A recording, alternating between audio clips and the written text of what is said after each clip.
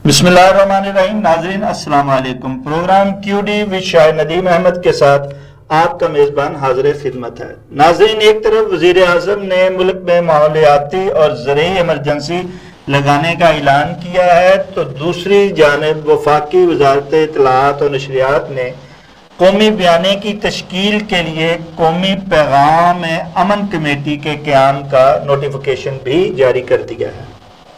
इसके साथ अपोजिशन को 10 साल की सजाएं सुनाने का सिलसिला भी जारी है। क्या इस तरह से बेइतमादी और मायूसी का खात्मा किया जा सकता है, और क्या दहशत गर्दी और आफतजदगी के बहरान से निकला जा सकता है? इस पर इज़हार ख्याल के लिए आज हमने सीनियर सहाफ़ी, कॉलम निगार, तज़िया कार जनाब काशिफ गनी साहब को मदऊ किया है, जो कि हमें फ्रांस से वीडियो लिंक पर ज्वाइन कर रहे हैं। हम इनके इंतहाई शुक्रगुजार हैं कि वो हमारे प्रोग्राम में शरीक हो रहे हैं। काशिफ साहब, आकिफ गनी साहब, आप एक तवील अरसे से लिख रहे हैं और उसमें आपकी 3 किताबें जो हैं वो भी हमने देखी हैं। उसमें पहली किताब आपकी खुदी से मावरा, दूसरी उम्मीद सुबह 9 और तीसरी इस्लाम, रियासत और मुआशरा है। आपने ये तीनों किताबें जो हैं वो लिखी हैं, और इन किताबों का आप समझते हैं कि आप उसमें जो लिखा कारी ने उसे पढ़ा, और पढ़ने के बाद आप समझते हैं कि जो आप चाहते थे उसका रिस्पॉन्स आपको मिला इन किताबों का? जी, सबसे पहली बात तो ये कि जो मेरा पहली किताब है वो है कालमों का मजमुआ इस्लाम, रियासत और माशरा। अच्छा। मेरे वो कालम जो उर्दू पॉइंट और मुख्तलिफ अखबारात में छपते रहे, जी। और मुझे इसका फीडबैक भी मिलता था, असर होता है, इसमें कोई शक नहीं है। जो आप खासतौर पे कालम लिखते हैं तो लोग पढ़ते हैं और उससे उसका असर होता है। बाकी 2 जो है वो शेरी मजमूए हैं, एक उम्मीदें सुबह 9 और दूसरा खुदी से मावरा। तो जो शायरी होती है वो इंसान, एक तो अपना जज्बात का इजहार होता है, दूसरा माशरे की अक्कासी होती है। तो बेशक लोग पढ़ते हैं और इसका मुझे फीडबैक मिलता है। बाकी मेरे ख्याल में जो कलमकार होता है वो अपने जज्बात का इजहार करता है, और वो इजहार जब लोगों तक पहुंचता है तो उसका असर होता है। क्यों नहीं होता? जरूर होता है। ठीक है, इसका मतलब है कि जो तहरीर थी वो कल भी असर रखती है, आज भी, और आने वाले मुस्तकबिल में भी तहरीर के असर को ख़त्म नहीं किया जा सकता। अच्छा, जब तहरीर के असर को ख़त्म नहीं किया जा सकता और वो असरअंदाज होती है, तो आपके आम तौर पे जो आपने कॉलमों का अपने का उन्वान रखा हुआ है वो बांगे दोहल रखा हुआ है। ये इसके पीछे, इस बांगे दोहल के पीछे क्या मकसद है आपके इस उन्वान का, और क्या इस उन्वान की जो है बांगे दोहल जो आप लिख रहे हैं, क्या उसका ईवान इक़्तिदार में तो जरूर देखते हैं तो असर होता है, या आप अपने इस उन्वान का जो है वो हक अदा कर पाए? देखिए, बांगे दोहल का मतलब है लगी लपटी रखे बगैर अपना इजहार करना। तो जो कालम निगार होता है वो जो कुछ माशरे में देखता है उसको देखते हुए, या इक़्तिदार के अवानों में जो कुछ देखता है उन सब को देखते हुए तजिया करता है। और वो कहते हैं ना कि बेहतरीन जहाज जो है वो जाबर हुक्मरान के सामने कलमा हक कहना है। ठीक है। तो कलमा हक को लगी लपटी रखे बगैर कहने का मतलब है बांगे दोहल, यानी बगैर किसी झिझक के जो आप सोच रहे हैं अपनी राय का इजहार करना। गो के पाकिस्तान में इस वक्त मौजूदा हालात में हक सच कहना या बांगे दोहल कहना इतना आसान नहीं है, लेकिन चूंकि मैं बैरून मुल्क रहता हूं तो थोड़ा सा आजादी हासिल है, और मैं कोशिश यही होती है कि जो महसूस करूं वही लिखूं और लोगों तक वही बात पहुंचाई जाए। अच्छा, ये जो बांगे दोहल है ये हर दौरे इक़्तिदार में अगर आपने इसको बयान करना है तो फिर आपको इजहार राय के साथ जो है आज़ादी के साथ आपको बयान करना पड़ता है। क्या आपने हर दौर में ही बांगे दोहल अदा किया है, उसका हक अदा किया है, या कि बस इस दौर में आप अदा कर रहे हैं? नहीं, जाती तौर पे मैंने अपनी बात करूंगा, मैंने हमेशा जो है जो बात सही समझी है वही कही है। اور اپنی تحریروں میں جو صحیح سمجھا ہے وہی بیان کیا ہے. وہ انسان کا کسی بھی ہر انسان کا کسی نہ کسی کے ساتھ جو ہوتا ہے وہ ایک فطری میلان ہوتا ہے کسی سیاسی جماعت کی طرف یا کسی شخصیت کی طرف یا کسی ادارے کی طرف ہو سکتا ہے.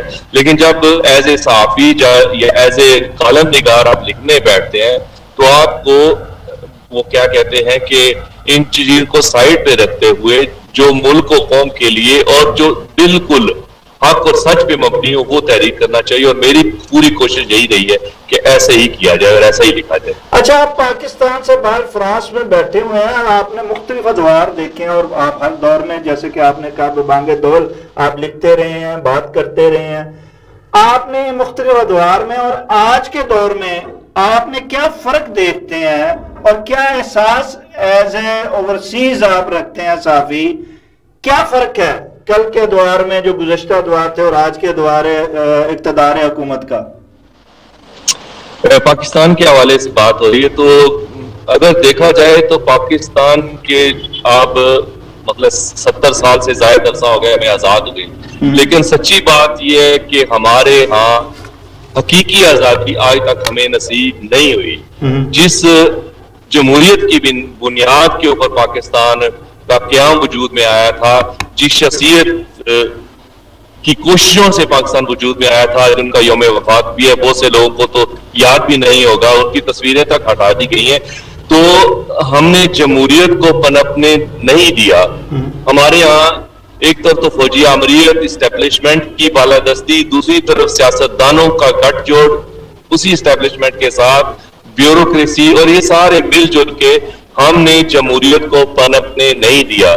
یہی وجہ ہے کہ ہمارے ادارے بھی آزاد نہیں ہیں، چاہے وہ عدلیہ ہو، چاہے صحافت ہو، چاہے کوئی بھی ادارہ ہو. اس وقت وہ ایک مخصوص ٹولے کے دباؤ کے تحت کام کر رہا ہے.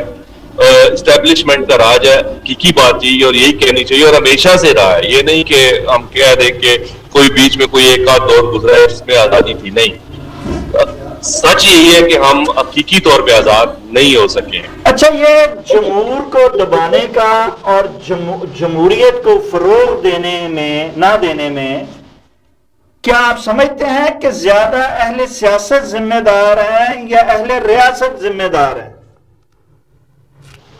اس سلسلے میں بات یہ ہے کہ اہل ریاست کس کو کہتے ہیں. ریاست مختلف اس کے ستون ہوتے ہیں، جیسے صحافت بھی ایک ستون ہے. اسی طرح یہ ریاست بنتی ہے عوام اور مختلف اداروں سے مل کر. ہم نے ریاست بنا دیا صرف ایک ادارے کو جس کا نام ہے اسٹیبلشمنٹ. نہیں، ہم جب سوال کرتے ہیں تو یہ سارے اداروں کا ہی کرتے ہیں، جیسے آپ نے فرمایا نا، اب تو کوئی بھی ادارہ فعال نہیں ہے اس وقت. تو لیکن جمہوریت سوال کیا ہے، میرا اس پہ واضح جواب یہ ہے کہ اگر ایک طرف اسٹیبلشمنٹ ہے جو جمہوریت کو پنپنے نہیں دے رہی، تو دوسری طرف ہمارے سیاستدان بھی اتنے ہی ذمہ دار ہیں. کیونکہ کبھی ایک پارٹی ان کی بی پارٹی بنی ہوتی ہے، کبھی دوسری پارٹی ان کی بی پارٹی بنی ہوتی ہے. کبھی ایک جنرل کا ہم ایکسٹینشن دے کے اس کی خوشنودی حاصل کر رہے ہوتے ہیں، اور کبھی دوسری پارٹی آتی ہے تو وہ اپنی مرضی کے جنرل کو ایکسٹینشن دے کے اس کی خوشنودی حاصل کرنے کے چکروں میں ہوتی ہے. اور یہ سیاستدانوں کا اور اسٹیبلشمنٹ کا گٹھ جوڑ رہا ہے جس نے جمہوریت کو پنپنے نہیں دیا، اور عوام کی فلاح و بہبود جو حقیقی فلاح و بہبود تھی وہ نہیں ہو پائی ہمارے معاشرے میں، ہمارے ملک میں، ہماری ریاست میں. جی اچھا، جب یہ بات ہوتی ہے اہل سیاست کی اور مقتدر حلقوں کی، تو جب یہی ایک دوسرے کو دیکھ رہے ہیں اور یہی ایک دوسرے کے پیج پہ ہمیشہ رہے ہیں، عوام ان کے پیج پہ کبھی آئی نہیں ہے، تو پھر جمہوریت کیسے پنپے گی؟ جمہوریت تو اس ملک میں نہ پہلے کبھی آئی ہے، نہ اب، اور نہ ہی آئندہ آتی ہوئی دکھائی دیتی ہے. تو عوام کا تو اس یہاں پرسان حال ہی نہیں ہے کوئی. تو جب عوام کا پرسان حال نہیں ہے تو جمہوریت کو کیسے فروغ دیا جا سکتا ہے؟ آصف غنی صاحب جناب، اس کے لیے بہترین طریقہ یہ ہے کہ الیکشن بار بار ہو اور فری اور فیئر الیکشن ہو، ان میں دھاندلی نہ ہو، ان میں فارم 47 والا چکر نہ ہو. جہاں ووٹ ڈالا جائے اسی کو کاؤنٹ کیا جائے، یہ نہیں کہ ڈالا کسی کو جائے نکالا کسی کا جائے. جمہوریت کو پنپنے کے لیے اس کا بہترین حل ہے بار بار کے انتخابات، اور جو سیاسی جماعتیں ہیں ان کے اندر جمہوریت، ان کے اندر سے خاندانیت جو ہے ختم ہونے کی ضرورت ہے، موروثیت کو ختم کرنے کی ضرورت ہے، جاگیرداری اچھا ایک نظام کو ختم کرنے کی آصف غنی صاحب، ایک شفاف الیکشن کے لیے ضروری ہے کہ نظام جو ہے نا وہ یہاں پہ وہ صحیح ہو. اب وہ اصلاحات ہوں الیکشن کے لیے، شفاف انتخابات ہوں، پھر جمہور کو اس کا حق دیا جائے اور پھر اس حق کو مانا جائے. یہاں جب نظام درست نہیں ہے اور پھر یہاں کے معاشرے کے مطابق نظام ہونا چاہیے، ضروری نہیں جو انگلینڈ کا فرانس کی جمہوریت ہے وہی یہاں پہ ہو. آپ سمجھتے نہیں ہے کہ یہاں ایک ایسا نظام لانے کی ضرورت ہے جو کہ اس معاشرے سے کو سمجھتا ہو، اس معاشرے کے مطابق ہو، اور پھر اس میں ایک فیئر الیکشن کروایا جائے اور عوام کے نمائندوں کو اور جمہور کی آواز کو سنا جائے اور عوام کے نمائندوں کو حقیقی کو لایا جائے؟ دیکھیں ابھی جو لاسٹ الیکشن ہوئے تھے ہمارے، الیکشن میں دھاندلی کے باوجود لوگوں نے بھرپور ووٹ ڈالا، لیکن نتیجہ کیا ہوا کہ ہمارے اداروں نے مل جل کے اس الیکشن کے رزلٹ چوری کر کے دوسری پارٹیوں کو ہمارے اوپر جو ہے مسلط کر دیا. جب آپ ایسا کریں گے تو فری اینڈ فیئر الیکشن کی کہاں سے امید رکھیں گے ہم؟ اس میں کوئی شک نہیں، ہمیں اپنے ملک کے حساب سے دیکھنا ہے، لیکن اس کے لیے بھی تو ضروری تو یہی ہے نا کہ انٹرفیئرنس نہ ہو، ہر طرح اپنے دائرہ کار میں رہ گئے کام کریں. سمجھتے ہیں نظام کو بدلنا پڑے گا، اصلاحاتی ایجنڈا لانا پڑے گا، پھر ہی آپ ایک فیئر الیکشن کی بات کر سکتے ہیں. نہیں، اس اصلاحاتی ایجنڈا جو ہے وہ تبھی آئے گا نا جب کوئی سسٹم ہوگا.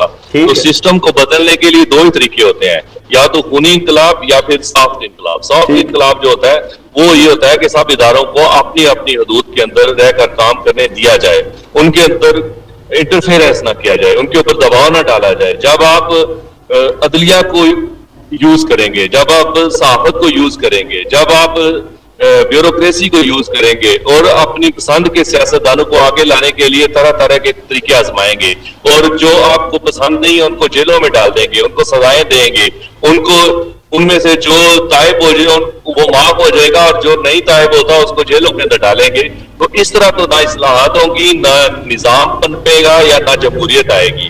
پھر دوسرا طریقہ رہ جاتا ہے جو ابھی نیپال میں ہوا ہے، یا پھر بنگلہ دیش میں ہوا ہے، یا ابھی اور ملکوں میں بھی شاید یہ ہو جائے، تو وہ خطرناک بھی ہے. لیکن پھر وہی طریقہ رہ جاتا ہے کہ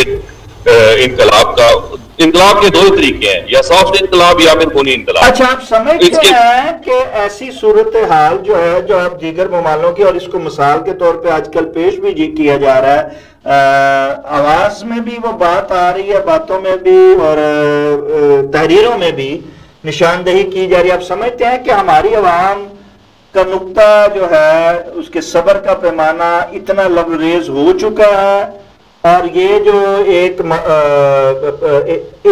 جو یہ پھٹنے والی اسی کیفیت جو ہے، کیا آپ سمجھتے ہیں وہ لاوے کی وہ ہو چکی ہے، اور یہاں مستقبل میں آپ ایسا کوئی بھی اس کو کوئی بھی نام دیا جا سکے وہ انقلاب آ سکتا ہے؟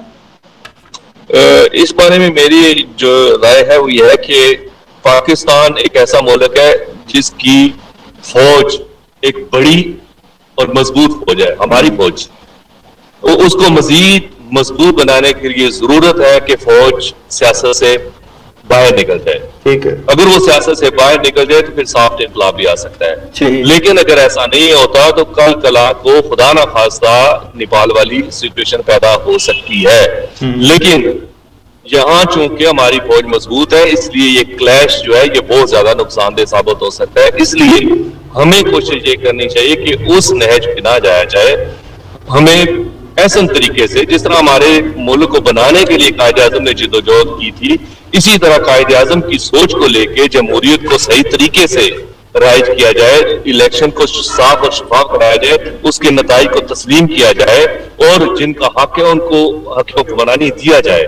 تو اس صورت میں ہم اس طرح کے کلیشز سے بچ سکتے ہیں، ورنہ کچھ بھی ہو سکتا ہے اور ہماری جو ریاست ہے یہ متحمل نہیں ہو سکتی. اچھا عاقب غنی صاحب، عوام نے بھی اور اوورسیز کمیونٹی نے بھی باہر بیٹھ کے امیدیں جو ہیں وہ اب مقتدر حلقوں پہ اور فیصلہ سازوں پہ لگائی ہوئی ہیں کہ وہ جو ہے اس وقت اور بالخصوص جو मुक्तदरा की क़यादत है इस वक्त फील्ड मार्शल आसिम मुनीर की शक्ल में, समझते हैं कि वो ऐसी जो है एक इनकलाबी सूरत पैदा कर सकते हैं, निज़ाम में तब्दीली ला सकते हैं, वो सियासत से मुक्तदरा को निकाल सकते हैं और सारी जो है इख्तियारात वो आवाम को दे सकते हैं? क्या आप समझते हैं कि वाकई इसमें कोई हकीकत है और ये आवाम की उम्मीद बर आ सकती है, बिलखुसूस ओवरसीज कम्युनिटी की भी उम्मीद ये जो है लगाई हुई है, ये बर आ सकती है? ये तब तक मुमकिन नहीं है जब तक हमारी इस्टेब्लिशमेंट होश के नाखुन ना ले ले, वो ये फैसला ना कर ले कि हमने सियासत में दखल अंदाजी नहीं करनी। आसिम मुनीर इस वक्त जो फील्ड मार्शल है, उनको ये सोच लेना चाहिए कि उनका किरदार इंतहाई अहम है, वो अपने आप को सियासत से बाहर निकालें, अपनी एक्सटेंशन ना लें, अपने इदारे को सियासत से पाक करें और हमारे सियासतदानों को भी समझ लेना चाहिए कि हमें अदलिया को भी आज़ादी देनी है, हमारे जो मुकदमात हैं उनको आसानी के साथ अदलिया के सामने पेश करना है, हमें प्रेशर डाल के अपनी सजाएं माफ नहीं करवानी और अपने जो हमारे मदे मुकाबल जो अपोजिशन है उसको बिला वजह के सियासी मुकदमात का शिकार बनाकर उसको दीवार के साथ नहीं लगाना। इसी सूरत में मुमकिन होगा कि कल को कि जो ये क़यादत है, अक्सरी क़यादत है, ये इख्तियारात को अपने हाथ में रखकर इक़्तिदार के लुत्फ उठाना चाहती है या कि अवाम की ख्वाहिशात के मुताबिक उनके फैसलों को मानते हुए, उनको इख्तियार देते हुए वो तारीख में अपना नाम लिखवाने को ज्यादा प्रेफर करेगी? मेरा नहीं ख्याल, जो इस वक्त जो है, चाहे वो आसिम मुनीर हो, चाहे वो मुस्लिम लीग नून हो, चाहे वो पीपल्स पार्टी हो, चाहे वो दीगर पार्टियां जो इक़्तिदार में है, इन सब का एक ही मंशा है कि अपने इक़्तिदार को किस तरह तूल दिया जाए और किस तरह अपोजिशन को दीवार से लगाए रखा जाए ताकि ना हमारे मुकदमात खुल सकें, ना हमारी करप्शन के ऊपर कोई आवाज उठा सके, ना हमारे इक़्तिदार के रास्ते में कोई रुकावट बन सके। इसलिए हमें इनसे बज़ाहिर तो कोई उम्मीद नहीं है, लेकिन अगर ये होश के नाखुन ले लें और इस्टेब्लिशमेंट सियासत से बाहर हो जाए और सियासतदानों को अपने फैसले करने दे तो तभी इस मुल्क की बेहतरी आएगी, अदरवाइज तो यहाँ बेहतरी की कोई उम्मीद नहीं है। अच्छा, एक तरफ तो ये सियासी उखाड़ पिछाड़ है और दूसरी तरफ सैलाब जो है उसकी आफत में आवाम पिस रही है। आप क्या समझते हैं वहां बैठ के, जब भी मुल्क पे आफत आती है, जब भी कोई ऐसी सैलाब का मसला, जल्जले की कुदरती आफात का सिलसिला होता है, कम्युनिटी वहां बैठ के बड़ा दर्द दिल रखती है पाकिस्तान के लिए, पाकिस्तान अवाम के लिए। सो वो एकदम मुतहर्रक हो जाती है और कोशिश करती है कि इस मौके पे जो है वो अवाम की हर तरह। आप समझते हैं कि फ्रांस में भी जो है ये सैलाब ज़दगान की मदद के हवाले से कोई काविशें हो रही हैं, और ये क्या आप समझते हैं हर वजह बेसिक ये क्या हर साल ही पाकिस्तान में कुदरती आफात आती हैं, हर साल ही सैलाब जो है वो आता है और उसका कोई सद्देबाब नहीं हो पाता, नहीं हो रहा, और बिल आखिर जो ओवरसीज है उनको ही मदद के लिए आगे आना पड़ता है? क्या आप समझते हैं कि ओवरसीज आज भी मदद के लिए तैयार हैं या थक गए हैं वो इमदाद कर करके पाकिस्तानियों की? नहीं, जहां तक ओवरसीज का ताल्लुक है, खासतौर पे मैं फ्रांस के हवाले से बात करूंगा, हमारे लोगों के अंदर एक जज्बा हमदर्दी पाया जाता है। हमारी दिल पाकिस्तान के साथ धड़कते हैं, हमारे दिल पाकिस्तानी अवाम के साथ धड़कते हैं। जब कोई आफत आती है तो इसमें कोई शक नहीं कि पहले जो ज़हन में सोच आती है वो यही कि हमारे हुक्मरानों ने किया कुछ नहीं है। इन आफात को जबकि मालूम है कि सैलाब हर साल आता है तो इसका तोड़ होना चाहिए, बंद बनाने चाहिए, डैम बनाने चाहिए, जंगलात लगाने चाहिए, लेकिन हमारी हुकूमतें चूंकि टिकती नहीं है और टिकती भी है तो वो सिर्फ अपने पेट भरने के लिए आती हैं। लेकिन इसके बावजूद जब कोई आफत आ जाती है तो हमारे लोग दिल खोल कर हेल्प के लिए तैयार होते हैं, और अभी भी काविशें शुरू हो चुकी हैं हमारे सैलाब ज़दगान जो हमारे पाकिस्तान में मौजूद है उन सब के लिए। तो लेकिन ये सिलसिला आखिर कब तक चलेगा? हमें सोचना होगा कि आखिर हम इन चीजों से किस तरह बचें, इन आफतों को किस तरह हम रोक तो नहीं सकते लेकिन उसका तदारुक कर सकते हैं, किस तरह कम से कम नुकसान हो। اچھا، پوری دنیا میں آتے ہیں سیلاب اور وہاں پہ اس کا کوئی نہ کوئی پہلے سے جو ہے وہ تدارک کا انتظام کر لیا جاتا ہے جس سے نقصان کم ہوتا ہے، لیکن ہمارے ہاں تو اس چیز کا رواج ہی نہیں. ہمارے ہاں تو جب سیلاب یا آفت آتی ہے ہمارے کاسوں کو پالش کر لیا جاتا ہے اور کاسا گری کا حکمرانوں سے لے کے عوام تک جو ہے وہ اس میں جو ہے متحرک ہو جاتے ہیں. اوورسیز کی جب بات کی جائے تو اوورسیز میں بھی جو ہے ایک تو واقعی جو کارکردگی کی بنیاد پر یا اپنی کریڈیبلٹی کے حوالے سے مستند این جی اوز ہیں وہ کام کرتی ہیں، لیکن بہت سے ایسے دکاندار اور ایسے دیہڑی باز بھی اوورسیز میں بھی بیچ میں آ جاتے ہیں جو اپنے بینر لگا کر یورو، پاؤنڈ اور ڈالر اکٹھے کرتے ہیں اور ایسے معمولی سے یہاں بیچ کے اور ان کی فلمیں بنا کے وہاں دکھاتے ہیں اور بے شمار اپنے سال کا پورے کا جو ہے وہ بندوبست کر لیتے ہیں. آپ کیا سمجھتے ہیں کہ وہاں فرانس میں بھی ایسا ہی کام ہوتا ہے یا ہو رہا ہے، اور اس کا سد باب کرنے کے لیے بھی کچھ لوگ متحرک ہوتے ہیں جو واقعی درد دل رکھتے ہیں اور مخیر نظرات ہیں؟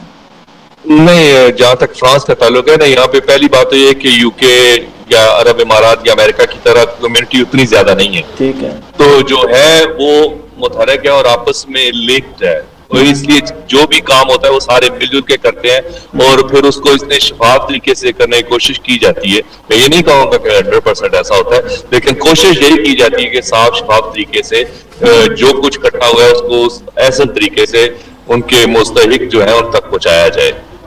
اچھا، یہ سیلاب کے حوالے سے جو ہے ہر دور حکومت میں ہر حکمرانوں نے دعوے کیے ہیں. اس دفعہ بھی جہاں سیلاب آیا، آفات آئی ہیں تو نئے دعوے شروع ہو چکے ہیں.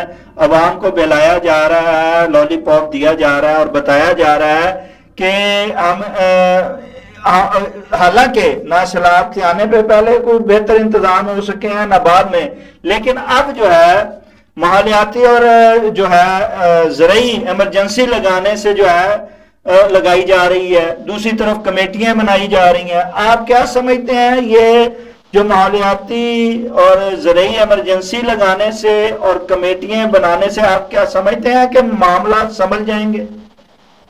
نہیں، یہ تو لالی پاپ آپ نے خود ہی لفظ یوز کر لیا. یہ تو لالی پاپ ہے جو عوام کو دیا جا رہا ہے. اصل میں ہمیں ضرورت ہے لانگ ٹائم جو ہے پراپر پالیسیز اپنانے کی کہ کس طرح ہم آئندہ جو ہے آنے والی آفات کو روک سکتے ہیں یا ان کا تدارک کر سکتے ہیں. اس کے لیے زیادہ سے زیادہ درخت لگائیں، زیادہ سے زیادہ جنگلات لگائیں. جو دریا یا نالے ہیں ان کے ارد گرد جو ہے ان کو مطلب پانی کو روک تھام کے لیے انتظامات کریں یا ڈیمز بنائیں. اس طرح کے اقدامات ہمیں مستقل بنیادوں پہ کرنے کی ضرورت ہے، نہ کہ وقتی طور پہ اب سیلاب آ گیا تو وہ کشکول لیے چندے اکٹھے کرو، ادھر سے پیسے اکٹھے کرو، یہ ایمرجنسی نافذ کر دی. وہ یہ ہونا کچھ بھی نہیں. یہ صرف وہ کیا کہتے ہیں ہاتھی کے وہ دانت ہیں جو دکھانے کے لیے ہوتے ہیں، وہ ہے بس. عاقب غنی صاحب ہر دور میں بھی اور اس دور میں بھی حکمرانوں کے اشیر باز سے ہی قرآن اشرافیہ کے سائے تلے ہی درخت کاٹے گئے. لگانا تو بڑی دور کی بات ہے. ایسے ہی سائے تلے یہاں سکیمیں بنی ہیں دریاؤں کے اندر اور انہی کے جو ہے اور انہوں نے ہی ان کو پشت پناہی کی ہے اور انہی کو بچایا جا رہا ہے اور عوام کو برگلایا جا رہا ہے. جب یہ سلسلہ ہوگا تو منصوبہ سازی کہاں سے ہوگی؟ کیسے عوام کو بچائے گا؟ بات وہ گھوم پھر کے پھر وہیں پہ آتی ہے نا کہ جب تک رول آف لا نہیں ہوگا، جب تک ملک میں جمہوریت نہیں ہوگی، جب تک ملک میں آئین کی بالادستی نہیں ہوگی تو یہ سب کچھ چلتا رہے گا. اس لیے سب سے زیادہ ضروری جو ہے کہ یہاں کے نظام بدلی ہو، یہاں پہ رول آف لا ہو، یہاں پہ دستور اور آئین کی بالادستی ہو، یہاں پہ ادارے آزاد ہوں، یہاں پہ جس کا کوئی جو جرم ہے، آپ جیسے ابھی آپ نے اشارہ کیا، وہ جو ہمارے بڑے بڑے لینڈ مافیاز ہیں ان کے اوپر کوئی ہاتھ ڈالنے والا تیار ہو تو پھر ہی اس طرح ہو سکے گا نا، ورنہ تو درخت بھی کاٹے جائیں گے، آبادیاں بھی. عاقب غنی صاحب ہاتھ کہاں سے ڈلے گا؟ ہر ادارے میں وہ خود بیٹھے ہوئے ہیں، ہر ادارے میں ان کی کچھ بنائی کرنے والے بیٹھے ہوئے ہیں، ہر ادارے میں ان کی سرپرستی کرنے والے موجود ہیں. تو کیسے یہ نظام بدلے گا اور کیسے جو ہے یہاں بہتری آ سکتی ہے؟ لیکن یہ ساری صورتحال کو دنیا دیکھتی ہے. آپ فرانس میں ہیں، آپ برطانیہ جاتے ہیں، آپ مختلف ممالک میں پھرتے ہیں، ایسے صحافی ایز اے کالم نگار آپ دیکھتے ہیں اور اپنی تجزیاتی آنکھ سے دیکھتے ہوئے آپ کیا پاکستان کی ساکھ وہاں بنتی ہے، کیا پاکستان کے بارے میں وہ سوچتے ہیں، کیا ان حکمرانوں کے بارے میں وہ بتاتے ہیں؟ ذرا بتائیے تو صحیح لوگوں کو عوام کو شعور دیجیے، کیا وہاں ہماری پاکستانیوں کی جو ہے وہ ساکھ ہے حکمرانوں کی اور ملک کی؟ نہیں، جہاں تک حکمرانوں کی ساکھ ہے وہ تو ظاہر ہے، ہر بندہ پوچھتا ہے کہ وہ آپ کے پرائم منسٹر کا کیا ہوا ہے، کیوں ڈالا ہے انہوں نے جیل میں، ہر بندہ پوچھتا ہے کہ آخر یہ الیکشن چوری کیوں ہوتے ہیں، ہر بندہ یہ پوچھتا ہے کہ پاکستان میں رول آف لا کیوں نہیں ہے. تو یہ سوال تو ظاہر ہوتے ہیں جب کسی آپ کی، اور ہم ایز اے تجزیہ نگار یا ہم ایز اے کالم نگار ہم تو صرف آواز اٹھا سکتے ہیں، اور وہ اٹھاتے ہیں اور اپنی آواز عوام تک بھی پہنچاتے ہیں، حکمرانوں تک بھی پہنچاتے ہیں، تاکہ عوام کے اندر شعور پیدا ہو اور حکمرانوں کو شاید کہیں عقل آ جائے. لیکن اس کے علاوہ ہمارے پاس تو کوئی اور چارہ بھی نہیں ہے.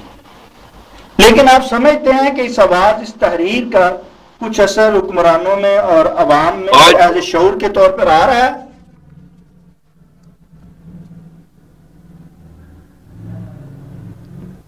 جی آپ کی آواز میرے خیال رک گئی ہے. ناظرین، جیسا کہ عاقف غنی صاحب نے بتایا ہے کہ ہمیں جو ہے اپنا ریویو کرنا پڑے گا، اپنے گریبانوں میں جھانکنا پڑے گا، اپنے رویوں میں تبدیلی لانا پڑے گی، اور عوام کی آواز کو دبانے کی بجائے عوام کی آواز کو نہ صرف سننا ہوگا بلکہ ان کے فیصلوں کو بھی، ان کے فیصلوں پر عمل کرنے کی کوشش کرنا ہوگی. ہمیں جہاں ہم صاحب اقتدار کو اپنے پیج پر لاتے ہیں اور ایک پیج پر بیٹھ کر اقتدار کے مزے لوٹتے ہیں، ہمیں عوام کو بھی جو ہے اگر ہم نے ترقی کرنی ہے، خوشحالی کرنی ہے، اگر ہم نے بحرانوں سے نکلنا ہے تو عوام کے بغیر نہیں نکلا جا سکے گا، عوام کو پیج پر لا کے ہی نکل سکتے ہیں. ناظرین، اس کے ساتھ ہی پروگرام کا وقت ختم ہو جاتا ہے. اپنے میزبان شاہ ندیم احمد کو اجازت دیجیے. آپ کا، ہمارا، ہم سب کا اللہ نگہبان.